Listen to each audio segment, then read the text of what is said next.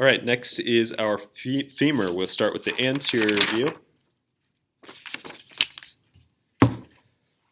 First thing is this ball up here that fits in with the hip to articulate.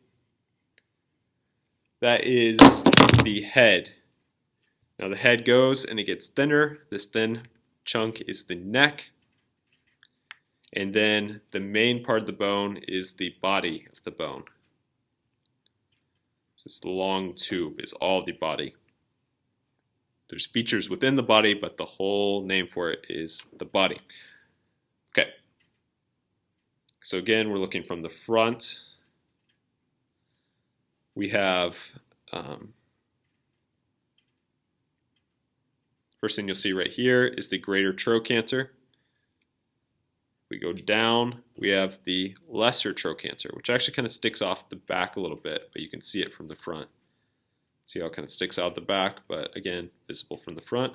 So lesser trochanter, greater trochanter.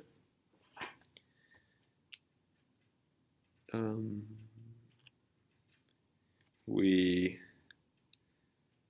trace our finger from the greater trochanter to the lesser trochanter. That is the intertrochanteric line. It's slightly raised on the models, but you won't be able to see that as much in the video. I wouldn't worry too much about that. For now, at least for the purpose of this class. Right here on the head, you have this part that dips in. If you see that, that is the fovea capitis. It actually is a spot where a ligament will connect to the acetabulum of the hip, so that as we're going, it doesn't just go pop, and separate out. Going to the inferior section, the bottom of our femur, we have the medial epicondyle, which is right here. Again, on the medial side, it's the same side as the head. Across from it, you have the lateral epicondyle, which is up here. Now, both of these are associated with the condyle. So there's the medial condyle down here and the lateral condyle here. I think it might be easier to see those from the back.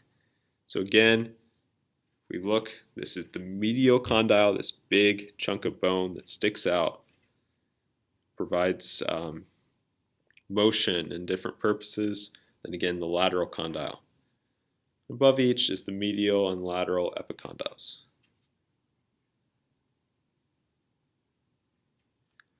And then this space right here, that is the patellar groove. That's where our kneecap sits. Going to the posterior view now, we have the intertrochanteric crest, which is marked by the sticker. It's a raised section going between the trochanters, greater trochanter, lesser trochanter. We then go all the way down the back. There's this rough patch right where I'm running my finger. That's linea aspera. If you look really closely on your image packets, you might see that it kind of looks rougher, but it's going to be a little tricky to see if you aren't actually here in person. But again, linea aspera is just kind of all up and down the back. It's a wide range of areas. But right in the middle of that, the middle top section of that, you have the gluteal tuberosity. Little bump where your glutes, your butt muscles come and connect. Then at the bottom, between our condyles, you have this gap. You can see where my finger is, or you can see this gap a lot easier from this angle. That is the intercondylar fossa. That's the femur.